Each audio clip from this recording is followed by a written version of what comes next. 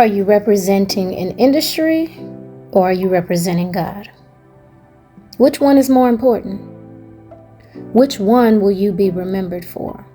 That is what I clearly heard. The Bible says that the end of a thing is better than its beginning. How will you end off is the question. It's not just about what you do in the beginning of your life, or your career, or your business, or your ministry, or anything else, but how did you finish off? It's great that you were influential. You taught truth and even paved the way for others. Yes, you were used for His purpose. As the Bible teaches, in many examples, God will use anything for His purpose and for your good. The Bible also says to endure till the end. So what happened? Did you continue? Did you find an easier or more acceptable way? The Bible says that narrow is the path that leads to life, but wide is the gate that leads to death and destruction. Again, ask yourself the question, where are you standing? What direction are you facing?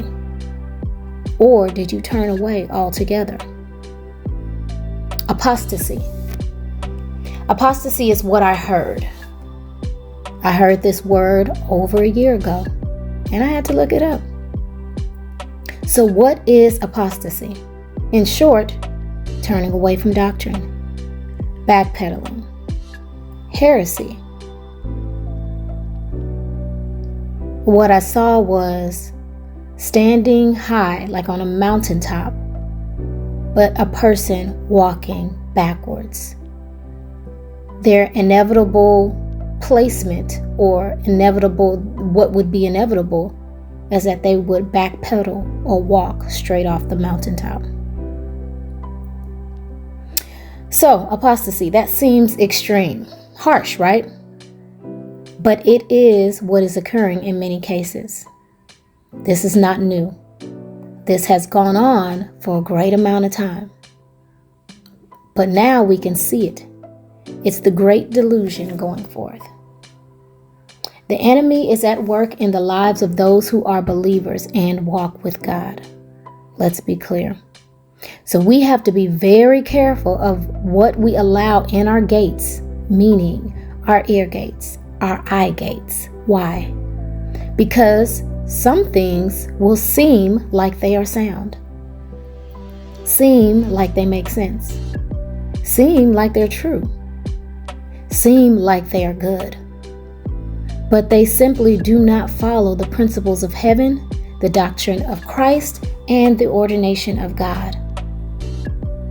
Believe it or not, God is in control of life. And what He allows to teach us, grow us, and lead us, He is in control of. Even the things that seem bad can be effective in teaching us. There is a reason that it was able to come to light, that He allowed it to occur, and that it was able to affect our lives. So be very careful, as the Bible tells us, not to be swayed by every wind of doctrine, just because all of a sudden it seems good.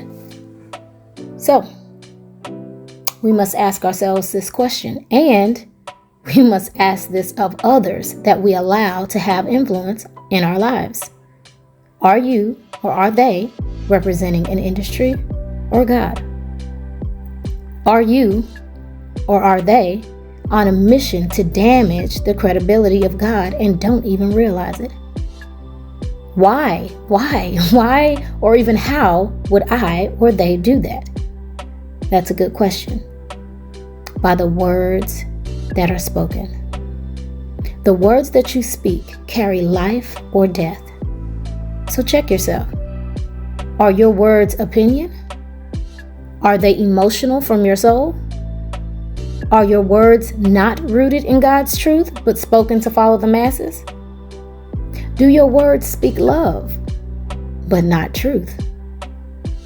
Are they in direct opposition to what the calling of God is? the responsibility He's given you, and His calling for all of us to carry out. So we have to think about what we say before we release the words. For there is a way that seems right to a man, but therein will lead to destruction, your end. So again, I ask the question, are you representing an industry or God? How will you end off?